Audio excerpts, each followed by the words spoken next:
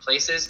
There are times throughout your website where we are generating copy for the purposes of filling in a blank on your website that on your Nucleus, I should say, that we couldn't just rip and grab directly from your website. So in most cases, we are ripping text one-to-one, but in those certain circumstances where we aren't, we're generating copy based on the application you gave us. So that includes your description, your assets, basically everything you gave us. We combine it together into a generator and it spits us out copy. That works. Is it perfect? Probably not. Like, I would recommend still, regardless, going over your entire website with a fine-tooth comb and, ultimately making sure everything says what you want it to say the way you want it to be said. But I would still say as a placeholder, it works very effectively. But, maybe you want to make some adjustments and changes. Okay.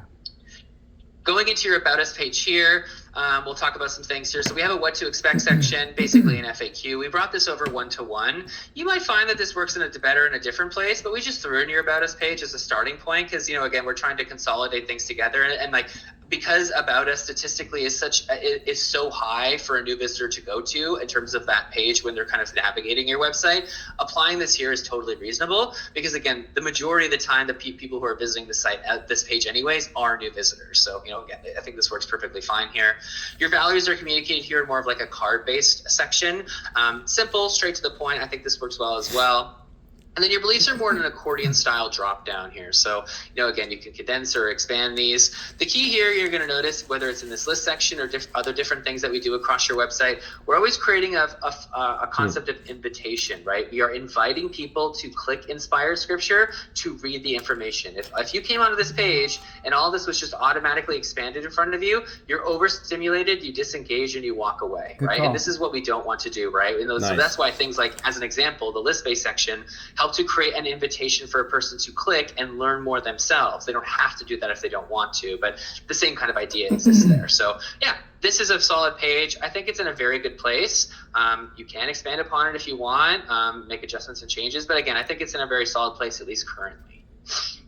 Now, always nice to see on the calendar page when you properly give an iCal link. We always really appreciate that. You'd be surprised sometimes how that doesn't happen. In this case, it's nice that it did here. So specifically, all the events here located are obviously directly related to your church. Now, this is in a weekly date range format. You can change this to day or monthly to condense or expand it, either way. I always tend to say the calendar page, again, is predominantly for new visitors. Don't treat this as a place where someone is going to take a call to action. Treat this as an open window into your church. What do you do here? What happens on a weekly or monthly basis? That's what new visitors care about, and that's what they just want to see. So when they click in and it say it defaults to week, they're going to go, okay, well, what happens here, over a couple weeks at a church? Oh, wow, they do so many different things. Wow, I'd love to go to the deaf child shed. Or wow, this is all here. This is great. I'm really interested, right? So this is just, again, building excitement and building in communication and rapport directly with new visitors. So this is doing exactly what it's supposed to do. Whatever iCal link this is, and iCal is the more universal term for calendar links. It doesn't necessarily mean it's from Apple, but we copy and pasted that directly into the back end of this calendar section. So it's automatically populating all the data related to said calendar. You are never editing, adjusting, or changing anything that you see here specifically in Nucleus. All of that is done directly in your calendar. So any adjustments or changes that you make there will also automatically be reflected here. So you're never going to touch this in the way that you think you'd normally have to. So what's really nice about that is you only have to make adjustments and changes in one place. Just be aware of that though, right? So and anything that you change or adjust to that calendar, if you hide certain things, all of that will automatically be reflected here in that same way. But do you have any questions about the calendar section I can answer for you? I was curious, is this the place then that you would recommend highlighting your events that are, obviously we do things on social media, but there's no need to do more on the website for highlighting events, would you say? Or what are your thoughts on that? Well, events should be highlighted, but they'll be on your next steps page, which is something we'll talk about here shortly, because that would be a call to action, right? Okay. An action to participate in said event. It should be highlighted somewhere on your website. Granted, it doesn't have to be in this calendar. You can still have it in your calendar here, and it's still communicated. But really, again, a new visitor is taking away something different from this than an existing member, right? To be fair, you can also have a multitude of different calendars and calendar sections across your website. If you find that you have a ministry at your church that is consistently busy and has a lot of things going on throughout the year, you might want to give their own independent calendar section and build an independent page for said ministry to highlight and communicate those things, and then remove them from this calendar calendar, so that way they don't copy in two places, and then have that new calendar linked directly to only that specific calendar section. So that can be really helpful. I tend to say if churches find that themselves in a place where they have a lot of things going on, sometimes diversifying and separating those things apart can be helpful. But you still should always have a primary calendar that communicates at least the majority of things for a new visitor to understand and see what's going on. It shouldn't be an overstimulation, but I wouldn't consider this an overstimulation. They're just quickly cycling through, they see what they see, and then they move on, basically. Okay. So the calendar, do we have access to the iCalendar, and where is that? Is like a Google Calendar type of thing, or is that like an external? I think I sent that, didn't I? From That's whatever you gave us. Yeah. It's our Google Calendar. Becky is the one technically that runs that in our church, but I don't Becky. even. Beth, sorry. Beth. Yeah, this is the ICS. Oh, it's okay. I see. It's just the Google Calendar. But I don't know if we're. Yeah.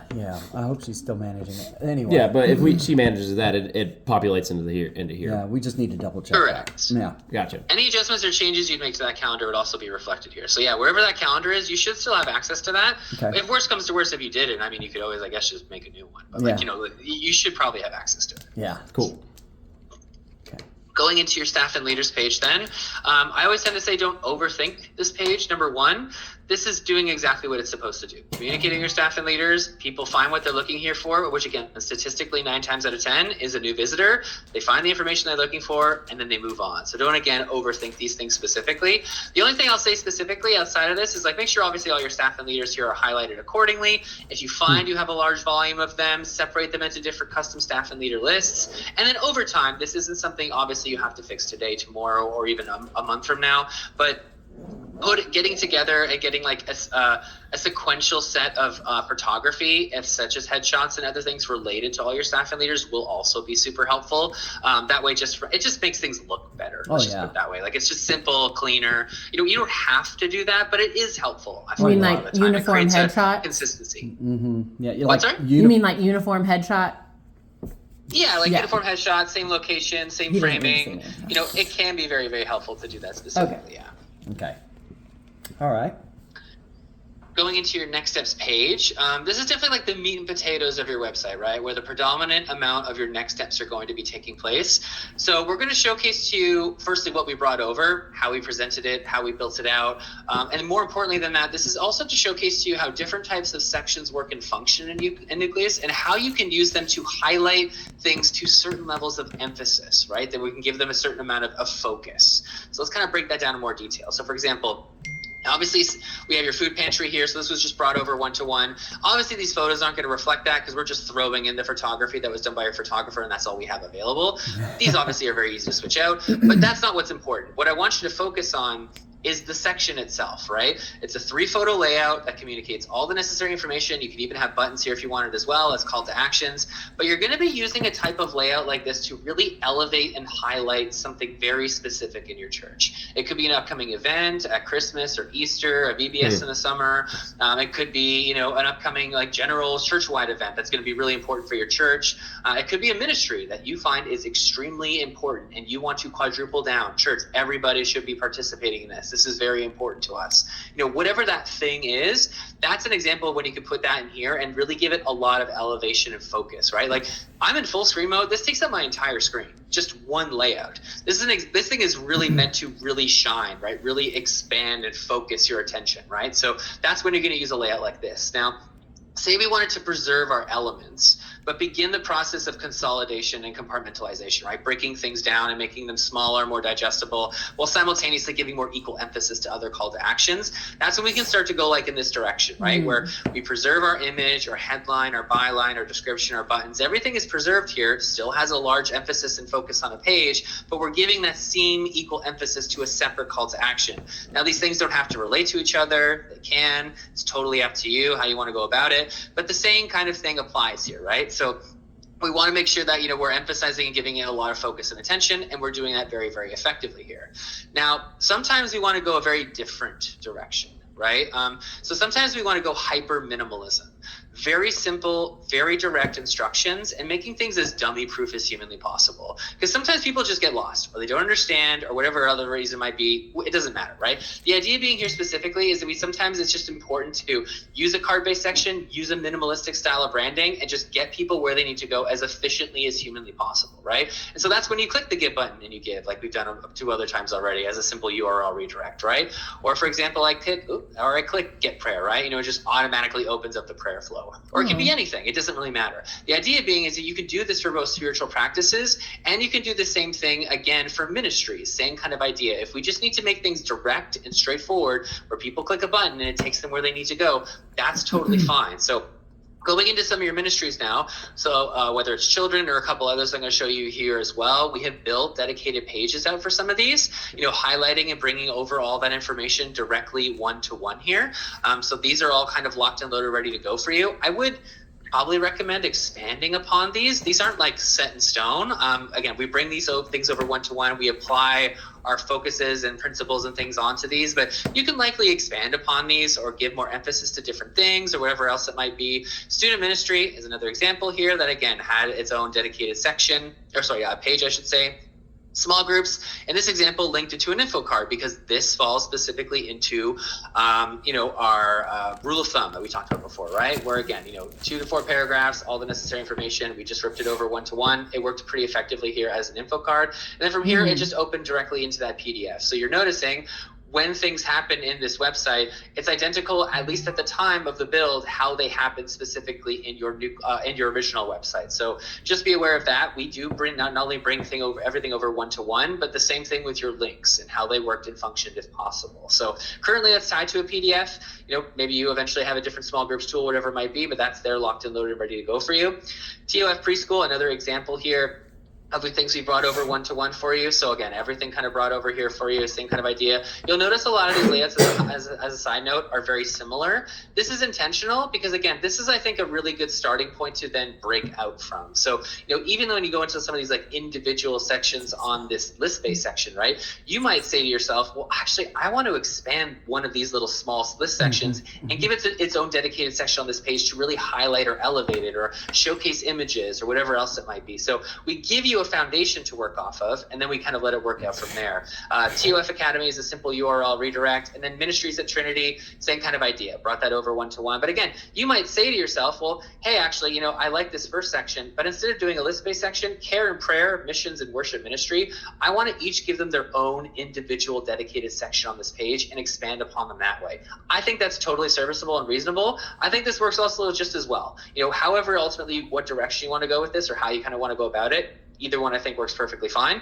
But again, all these things have been brought over for you one-to-one, built out, locked and loaded, ready to go. So the key now is just figuring out for you on your end, where direction you want to take these things. But these are just some examples of how different sections can work and function in Nucleus. There are others, how they can be used, how their layouts can work and benefit your church. But yeah, do you have any questions specifically about this page or anything I've talked about on your website so far? Man, it looks good. I can't wait to get my hands on it. Absolutely.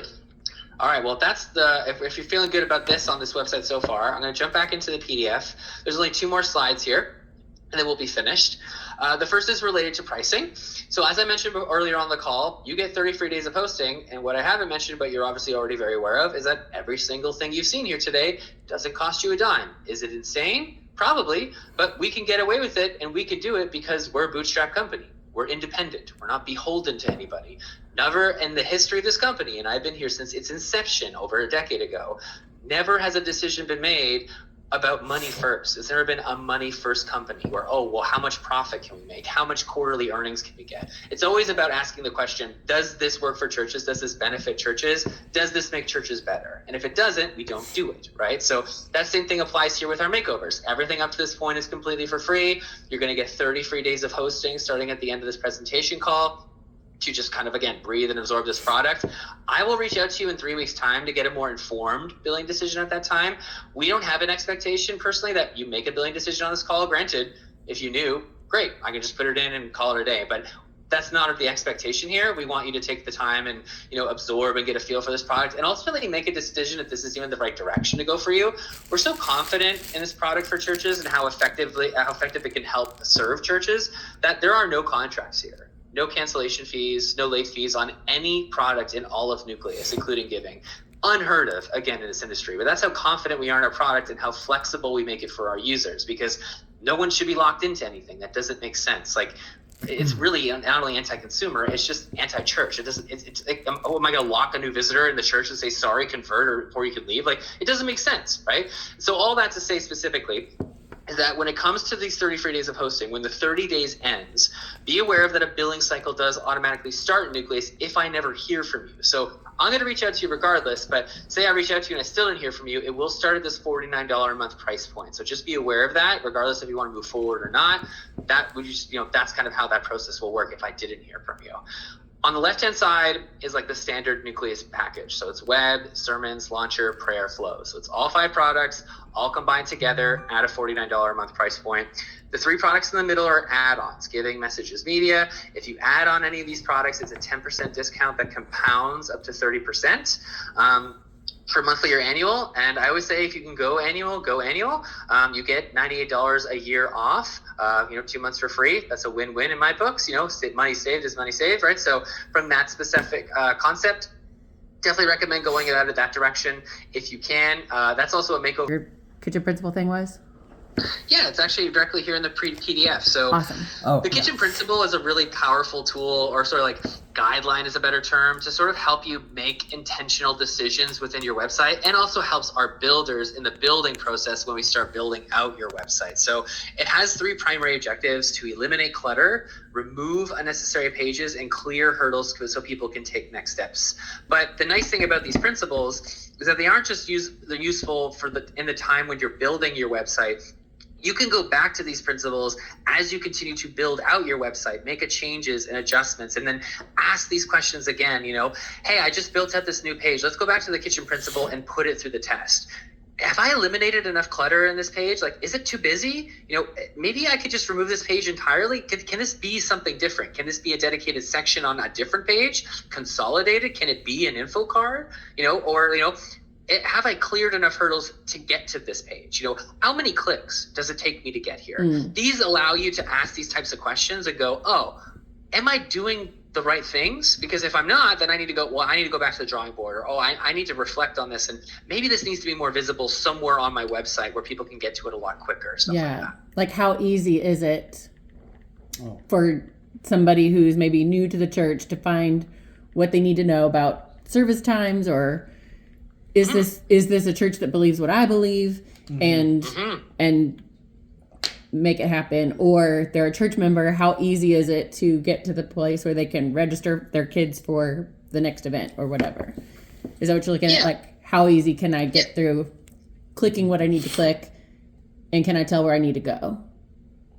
Exactly, yeah. And that's always goes back. That's why we always start with our 5 core pages when we did this makeover, right? Yeah. Which is your home, about us, calendar, staff and leaders, and next steps pages. And then we built out more from there, obviously, but that was our core foundation.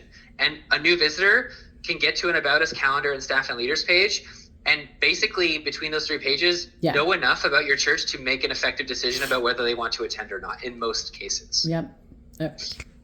Thank you. All right. Well, the final thing I'll say then is just, give me 5 or 10 minutes. I'll unlock everything on the back end and make sure you have full access to this product. Okay. And then from there, I'll email off that PDF as well. And then, you'll basically be off to the races, and you'll have your 30 free days of hosting, and you can kind of go through the process and, get started. Mitchell, thank you so much. Did you have something, Clay? We get that PDF he was just showing. Yeah.